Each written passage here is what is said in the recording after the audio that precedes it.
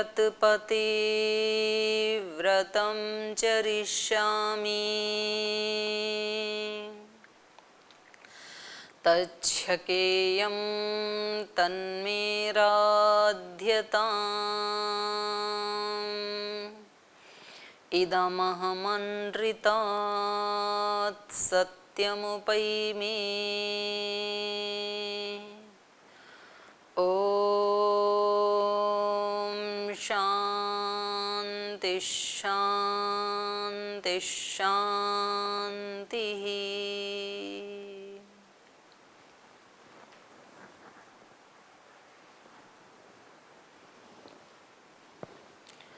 जीवन दर्शन कक्षा में आप सभी का स्वागत है। इस कक्षा में हम ज़्यादातर प्रश्न उत्तर लेते हैं। तो आज किसी ने प्रश्न किया है कि ये सुख और दुख क्या है, और ये ऐसा प्रश्न है कि ये वर्ल्ड वाइड बीमारी है। हमारे यहाँ से भी एक ब्रह्मचारी हैं बीए में, ब्रह्मचारी दुर्गेश जी, उन्होंने भी 2-3 प्रश्न किए हैं। उनका पूछना है कि ये जो है ईर्ष्या का क्या स्वरूप है, ये हमारे अंदर कैसे आ जाती है, क्यों आ जाती है, इसका त्याग कैसे करें, और एक बार त्याग हो जाने पे फिर से आ जाती है या सदा के लिए चली जाती है। परम पूज्य स्वामी जी महाराज कहते हैं अपने स्वरूप में रहते हुए स्वकर्म को करना चाहिए। तो अपने स्वरूप में रहने का क्या तात्पर्य है, ये उन्होंने पूछा है।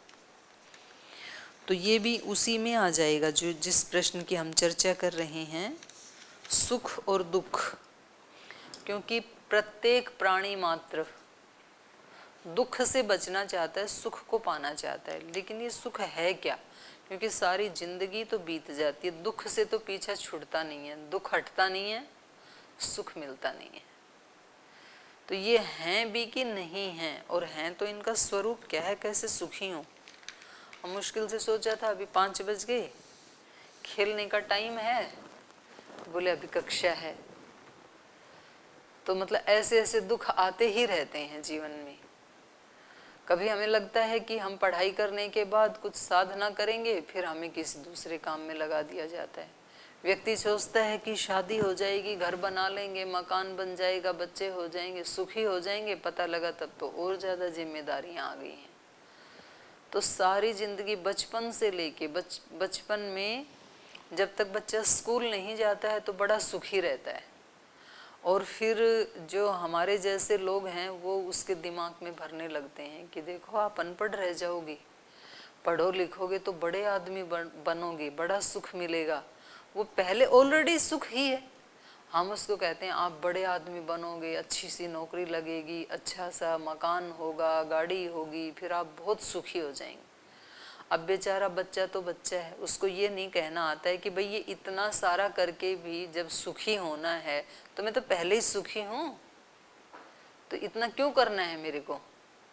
तो हम उसको ऐसे समझा करके और उसमें एक बार घुसा देते हैं बस संसार के जंजाल में, फिर वो बेचारा निकल नहीं पाता है। फिर उसको लगता है हाँ, फर्स्ट क्लास में जब नए नए शब्द उसको आने लगते हैं, हिंदी इंग्लिश पढ़नी आती है, बोलनी आती है, तो उसको लगता है बड़ी उपलब्धि हो गई, ये तो सुख मेरे पास पहले था ही नहीं, ये तो आज पहली बार मिला है मेरे को। और फिर तो उसका तांता लग जाता है। तो फर्स्ट क्लास बेचारा पहले एलकेजी को पास करता है बड़ी मुश्किल से, अपने खेल के घंटे छोड़ छोड़ के, फिर यूकेजी को पास करता है, फिर फर्स्ट करता है, मतलब एक पास करता है तो अगली सामने खड़ी होती है।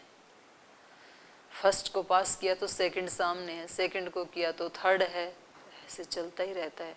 तो हम भी बताते रहते हैं कि नहीं, फर्स्ट में तो थोड़ा कम सुख था, सेकंड पास कर लोगे तब ज़्यादा सुख मिलेगा। तो बेचारा सेकंड भी करता है, अब की बार उसको और मेहनत करनी होती है। बोले सेकंड में तो थोड़ा कम मिला, लेकिन थर्ड में पक्का बहुत अच्छा मिलेगा आपको सुख। तो ऐसे ऐसे वो करता रहता है। पूरी पढ़ाई करने के बाद उसको लगता है कि कहीं तो ख़त्म होगी पढ़ाई, उसके बाद ही शायद सुख मिल जाएगा। ठीक है, इसको निपटा देते हैं, अब एक बार इसमें घुस गए तो क्या करना अब। तो बीए करके तो मिलेगा, कम से कम बीए भी कर लेता है, फिर अगला सपना एमए और कर लो। फिर वो बेचारा एमए भी कर लेता है, चलो इसको भी निपटाओ 2 साल में। फिर बोले एमए पढ़े तो बहुत लोग हैं संसार में, आपको कुछ ज़्यादा स्पेशल बनना है तो फिर आप पीएचडी करो, डॉक्टर बनो। अब उसको लगता है चलो अब जब इतने 20 साल लगाए हैं तो और 2-3 साल से ही चलो ये भी कर लेते हैं, वो भी करता है। उसके बाद उसको बताया जाता है इस सब्जेक्ट में तो बहुत लोग हैं, तो कॉमन सा आपका सब्जेक्ट है। ऐसे करते करते करते उसकी मृत्यु ही आ जाती है, लेकिन सुख दिखाई देता नहीं है कहीं, और दुख हटता नहीं है। जो हटाना है वो हटता नहीं है, जो मिलना चाहिए वो मिलता नहीं है। तो जिस भाई ने ये प्रश्न किया है कि जी ये क्या है, इसका स्वरूप क्या है, तो ये हम सब तो सांसारिक लोग हैं, मतलब हम समाधिस्थ नहीं हैं, हम तो उस सच्चे सुख को जानते नहीं हैं, हम भी सब भी उसकी ही खोज में हैं। पूछने वाला जो है उसके साथ साथ ये हम सब का प्रश्न है कि उसकी खोज कैसे करें, वो कहाँ मिलेगा, उसका स्वरूप क्या है।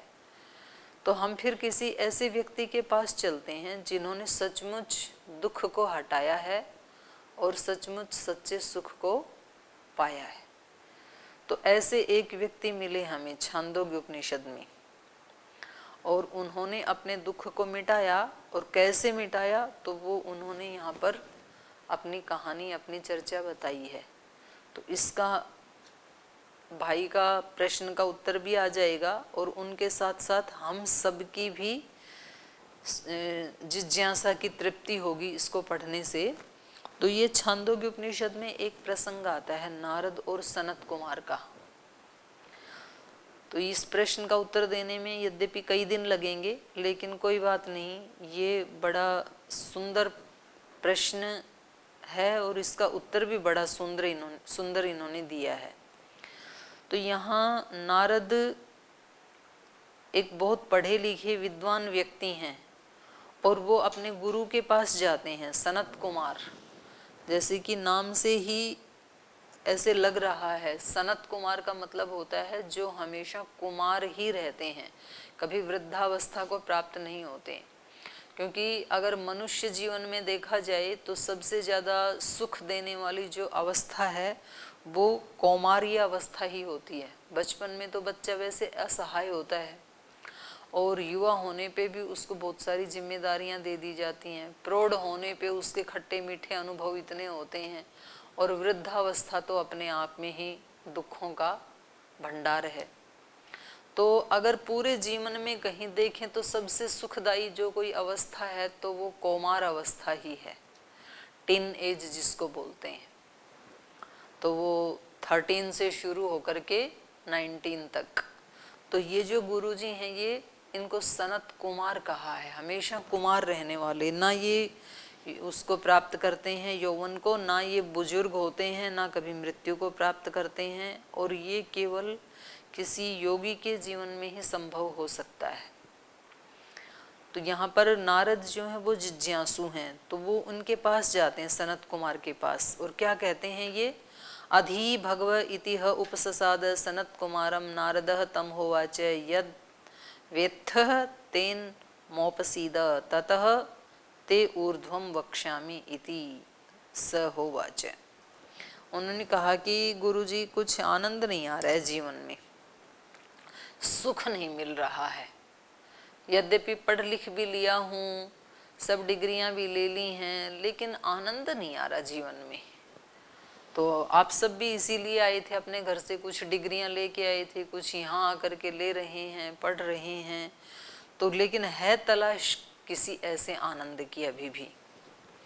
तो इन्होंने गुरुजी ने कहा कि पहले ये बताओ पहले क्या सीखा है, पहले क्या क्या जानते हो, ताकि मैं उसके आगे बताना शुरू करूं। तो पहले ये बताओ आपने क्या क्या जाना है। अधि ही भगवः, हे भगवान मैं पढ़ा लिखा हूँ, इति है उपससाद, ऐसे उनके पास गया। तो सनत कुमार जी ने नारद को कहा यद वेत्थ तेन मोपसीद, जो तुम जानते हो वो मुझे बताओ पहले, उपसीद पहले बताओ, ततः ते ऊर्ध्वम वक्ष्यामि, तो उससे आगे आपको मैं बताऊंगा। तो अब ये बता रहे हैं इन्होंने क्या क्या पढ़ाई की, वो बता रहे हैं नारद जी। ये कह रहे हैं ऋग्वेदम भगवो अध्येमि, यजुर्वेदम सामवेदम आथर्वणम चतुर्थम, इतिहास पुराणम पंचमम, वेदानाम वेद पितृम राशिम देवम निधिम, वाको वाक्यम एकायनम, देव विद्या ब्रह्म विद्या भूत विद्या क्षत्र विद्या नक्षत्र विद्या सर्प देव जन विद्याम एतत् भगवो अध्येमि। ये सब मैंने पढ़ी हैं, चारों तो वेद पढ़े हैं, ऋग्वेद यजुर्वेद साम अथर्व, इतिहास पुराण पढ़े हैं। पुराण कितने हैं? कितने पुराण हैं? 18 पुराण पढ़े हैं, चारों वेद पढ़े हैं, तो बच गया क्या फिर? इतिहास पढ़ा है, सब पढ़ा है मैंने। और पितृम राशिम, देव निधि, वाको वाक्यम एकायनम, देव विद्या ब्रह्म विद्या भूत विद्या क्षत्र विद्या नक्षत्र विद्या, ये सब विद्याएं पढ़ी हैं मैंने। सर्प विद्या पढ़ी है, देव विद्या जन विद्या एतत् भगव अध्येमि, ये सब मैं पढ़ चुका हूँ। सो हम भगवो मंत्रवित् एव अस्मि न आत्मवित्, श्रुतम ही एवं भगवत दृशेभ्यः तरति ही शोकम आत्मवित् इति। सो हम भगव शोचामि तम माम भगवान शोकस्य पारम तारयतु। तम होवाच यद्वै किंचित एतत् अध्यघिष्टा नाम एव एतत्। तो ये कह रहे हैं कि भगवान ये सब मैंने पढ़ तो लिया, लेकिन सो हम भगवो मंत्रवित एव अस्मि, मंत्रवित हूँ मैं, मंत्रों को तो जानता हूँ, न आत्मवित, आत्मा को नहीं जानता हूँ। आत्मा का मतलब यहाँ स्वरूप भी है, जो उन्होंने पूछा ना दुर्गेश जी ने, कि हम अपने स्वरूप में रहते हुए अपने कर्तव्य का पालन कैसे करें। तो ये है आत्मवित, आत्म स्वरूप को जानते हुए। तो ये कह रहे हैं मैं आत्मवित नहीं हूँ, मैं नहीं जानता आत्मा का स्वरूप क्या है। शब्दों को तो जानता हूँ, जो जो मैंने पढ़े हैं उन शब्दों को तो जानता हूँ, लेकिन आत्मा क्या है इसको मैं नहीं जानता हूँ। और भगवत दृशेभ्य ही एवं श्रुतम, मैंने आप जैसे योगियों से ही ऐसे सुना है कि तरति शोकम आत्मवित् इति। शोक को कौन तरता है, शोक के पार कौन जाता है? जो आत्मवेत्ता होता है। शब्दवेत्ता शोक के पार नहीं जा सकता है। तो यदि शोक से पार जाना है तो फिर तो आत्मा को ढूंढना ही पड़ेगा, आत्मवित् होना ही पड़ेगा। तरति शोकम आत्मवित् इति सो हम भगवत शोचामि, मैं तो बड़ा शोक में डूबा हुआ हूँ, दुखी हूँ, मैं परेशान हूँ, दुख से छूटना चाहता हूँ, सुख को प्राप्त करना चाहता हूँ। तो आप मुझे इस शोकस्य पारम तारयतु, इस शोक से पार तार दीजिए, मुझे इस शोक से मुझे आगे बढ़ाइए, सुख की प्राप्ति करवा दीजिए। तम होवाच, तो फिर गुरु जी ने कहा यद्वै किंचित एतत् अध्यगिष्ठाः नाम एव एतत्। जो तुमने चारों वेद पढ़े हैं, 18 पुराण पढ़े हैं, इतिहास पढ़ा है, और ये क्षत्र नक्षत्र देव सर्प विद्या आदि जो पढ़ी हैं सारी विद्याएं, ये सब क्या है? नाम एव एतत्। ये तो नाम मात्र है केवल, और नाम से कभी कोई शोक से पार थोड़े उतरता है, ये तो नाम मात्र है। बताओ, इतना पढ़ने के बाद आप तो दर्शन में ही, मतलब आपकी बुद्धि चकरा रही, कैसे याद करें हम? ये तो सारे वेद पढ़े हुए हैं, और उसको भी ये क्या बता रहे हैं? शब्द मात्र है जो आपने पढ़ा है वो तो इन्होंने पूछा नाम एव एतत्, नाम व ऋग्वेदो यजुर्वेद सामवेद आथर्वण चतुर्थ, इतिहास पुराण पंचमो, वेदानां वेद पितृराशिम देव निधिर्वाक, वाक वाक्यम एकायनम, देव विद्या ब्रह्म विद्या भूत विद्या क्षत्र विद्या नक्षत्र विद्या सर्प देव जन विद्या नाम एव एतत्, नाम उपास्व इति। ये आपने जितने भी लिस्ट बना के बताया है कि मैंने इतना इतना पढ़ा है, ये सब क्या है? नाम एव एतत्। ये तो शब्द ज्ञान है, नाम मात्र है, शब्द मात्र है ये। इसलिए नाम उपास्व माने नाम की उपासना कर, ज्ञान प्राप्त कर, ये इसकी निंदा नहीं है, लेकिन इसको जान करके ये मत सोचो कि सब काम हो गया है, ये तो नाम मात्र है, तो आपको नाम के आगे जाना है। तो इन्होंने पूछा कि अच्छा इस नाम से भी आगे कुछ है क्या? स यो नाम ब्रह्म इति उपास्ते यावन नामनो गतम तत्र अस्य यथा कामचारो भवति।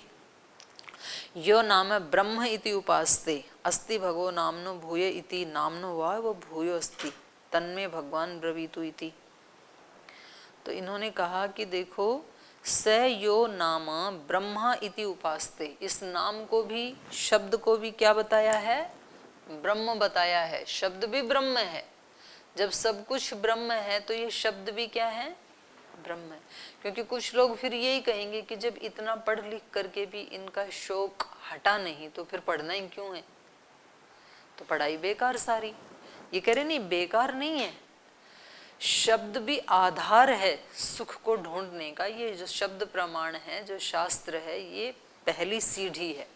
तो जो इस शब्द को ब्रह्म मान करके इसकी उपासना करता है, तो ये महाभाष्य में भी आया कि एक शब्द भी यदि हमें ठीक से समझ में आ जाए, एको शब्द सम्यक ज्ञात सुप्रयुक्त, ऐसे है महाभाष्य में। एक शब्द को यदि हम ठीक से जान लें, जैसे एक शब्द है ओम, और ओम को ही हमने ठीक से जान लिया और उसका हमने प्रयोग कर लिया, तो और जरूरत ही नहीं है किसी की भी, उसके अंदर तो सब कुछ समाया हुआ है। एक केवल गायत्री मंत्र के रहस्य को ही हमने यदि जान लिया तो हमें दूसरी चीजों को जानने की आवश्यकता ही नहीं है, पर हम उसको जान तो नहीं पाते हैं। तो ये कह रहे हैं कि जो नाम को भी, शब्द को भी ब्रह्म समझ करके उसकी उपासना करता है, यावन नामनो गतम तत्र अस्य यथा कामचारो भवति। तो जहाँ तक नाम की गति है, माने जहाँ तक शब्द की सामर्थ्य है, वहाँ तक इस व्यक्ति की निर्बाध गति हो जाएगी, उससे आगे नहीं होगी। तो हर चीज की एक सीमा है ना। अन्न की सीमा कहाँ तक है? अन्न क्या कर सकता है? अन्न क्या कर सकता है? भूख मिटा सकता है, शरीर की रक्षा कर सकता है केवल, बस, उससे आगे कुछ नहीं कर सकता। उसका सामर्थ्य इतना ही है। माने अन्न कभी भी हमें भूख मिटाने के अलावा और कुछ नहीं दे सकता है, उसकी उतनी ही सामर्थ्य है। तो जिसकी जितनी सामर्थ्य है, आंख की कितनी सामर्थ्य है? आंख केवल रूप का ज्ञान करवा सकती है, शब्द का, श्रवण का नहीं करवाएगी। श्रवण की कितनी सामर्थ्य है? केवल शब्द सुना सकते हैं। अगर किसी के पास केवल कान है तो केवल शब्द, शब्द का ज्ञान उसको हो सकता है, रूप का नहीं हो सकता है। कोई व्यक्ति अंधा हो तो कान से वो देख भी ले, ऐसा नहीं होगा।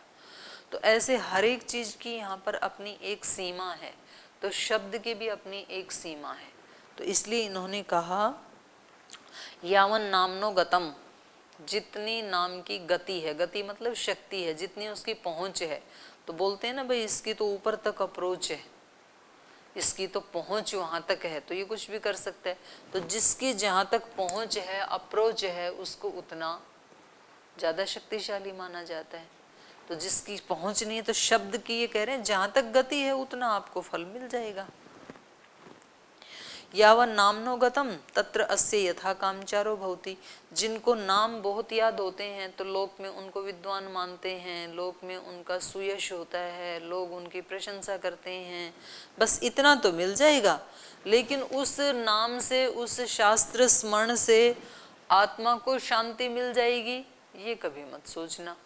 आत्मिक शांति के लिए नाम सहायक तो बन सकता है, लेकिन केवल नाम को जानने से किसी को सुख या शांति मिल जाए, ऐसा नहीं है।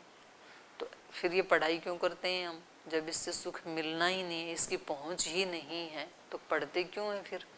तो फिर तो 8-10 घंटा जो पढ़ाई करते हैं, इसकी बजाय कुछ अन्य उपाय करना चाहिए। तो हम जानते हुए भी ये काम क्यों करते हैं? तो कह रहे नहीं, वहां तक तो जाना ही है ना, ये रास्ता वही है, रास्ता उधर से ही निकलता है। तो शब्द प्रमाण पहला स्टेप है, आपको ऊपर सीढ़ियों पे चढ़ना है तो उसको जानना ही पड़ेगा आपको।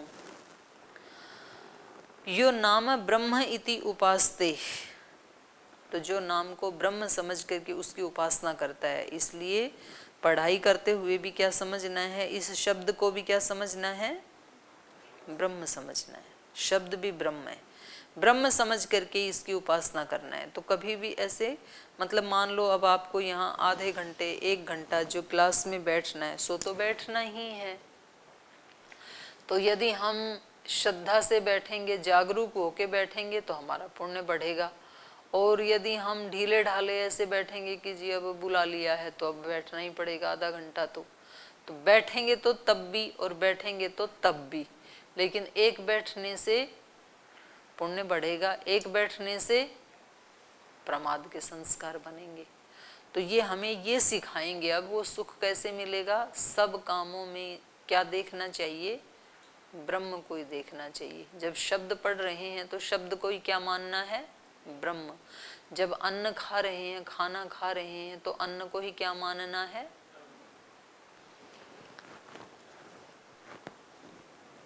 यो नाम ब्रह्म इति उपास्ते अस्ति भगवो नामनो भूय। तो कह रहे हैं कि इस नाम से भी बड़ी कोई चीज है क्या। ये सारे चारों वेद पढ़ लिए, 18 पुराण मैंने पढ़ लिए, इतिहास पढ़ लिया, सारे ये और जो भी अध्यात्म आदि विद्याएं हो सकती हैं, क्षत्र नक्षत्र देव विद्या ब्रह्म विद्या भूत विद्या, ये सब पढ़ लिया।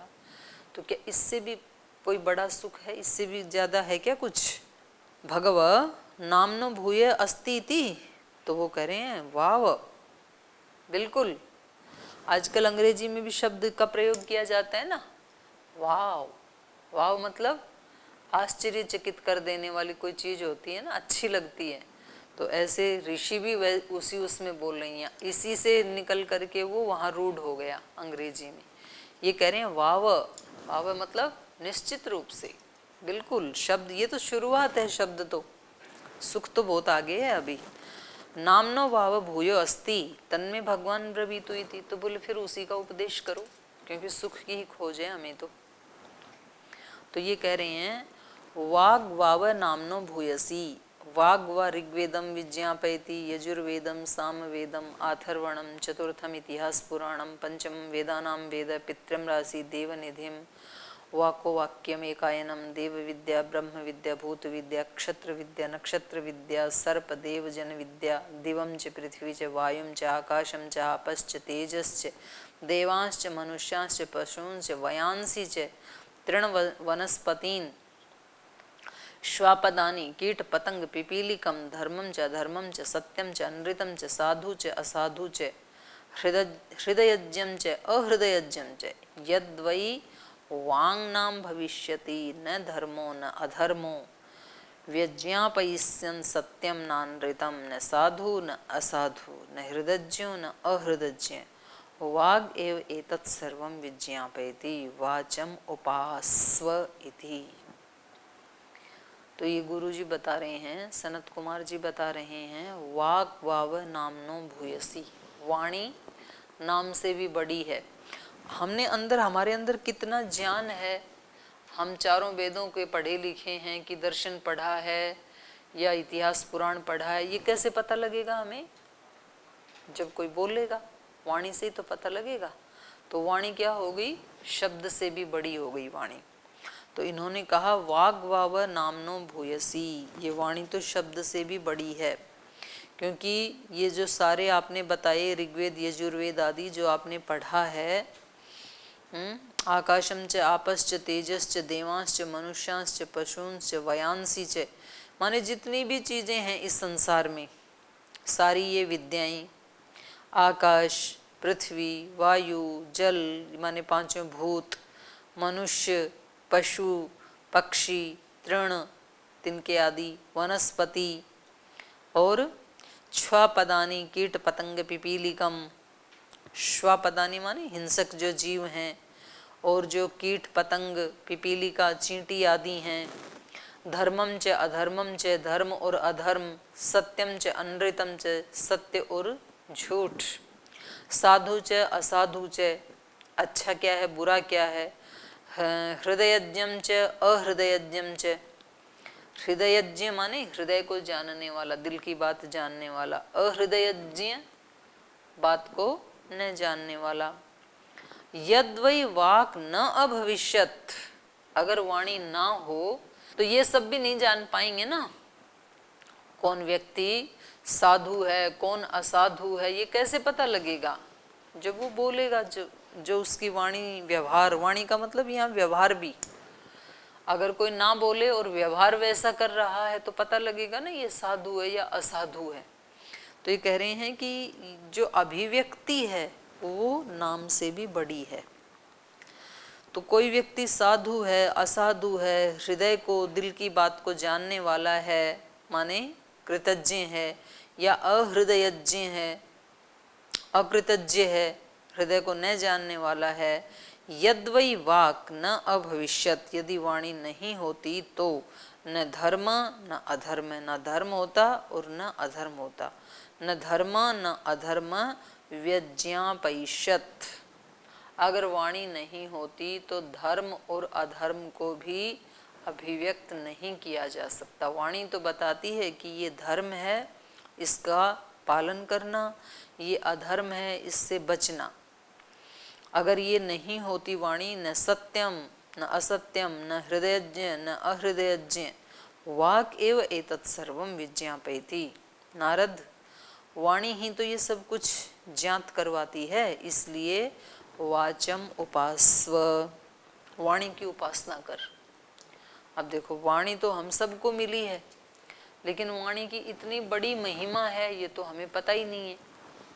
और हमें संध्या में भी सिखाया जाता है, तो सबसे पहले आचमन करते समय किसको पवित्र करने के लिए कहा जाता है? वाणी को। ओम वाक वाक, ओम वांग्म आस्यस्तु। संध्या में भी पहले वाणी को ही शुद्ध किया जाता है। अगर स्थान की दृष्टि से देखें तो आंख सबसे ऊपर है, आंख से भी ऊपर तो मस्तिष्क है, वो सबको चलाता है। तो सबसे पहले शुद्ध किसको करना चाहिए था? या तो मस्तिष्क को या तो आंख को, लेकिन सबसे पहले स्पर्श किसका किया जाता है? वाणी का। ओम वाक वाक, ओम वांग्म आस्यस्तु। इसका मतलब सारी इंद्रियों में ये वाणी सबसे श्रेष्ठ है और मतलब बहुत आगे ले जाने वाली है।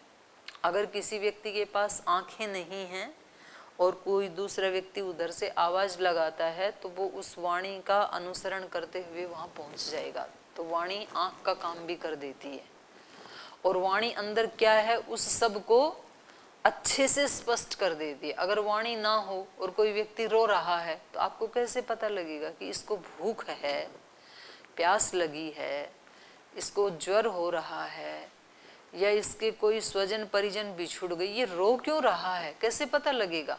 आपको लगेगा कि भाई ये व्यक्ति दुखी तो है, पर ये नहीं पता इसको क्या हो गया। और वाणी है तो तुरंत अभिव्यक्त कर देगा वो।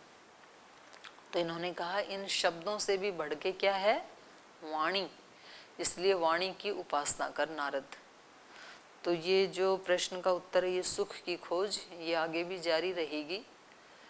तो आज हम शब्द और वाणी इन दो के बारे में हमने जाना है। तो आप भी इसके ऊपर चिंतन करके आना, वाणी की महिमा के ऊपर। वाणी शक्ति हम सबके ही पास है।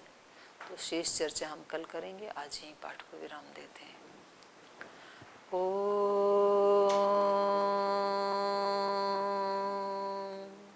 शांति शांति शांति। श्री गुरुभ्यो नमः।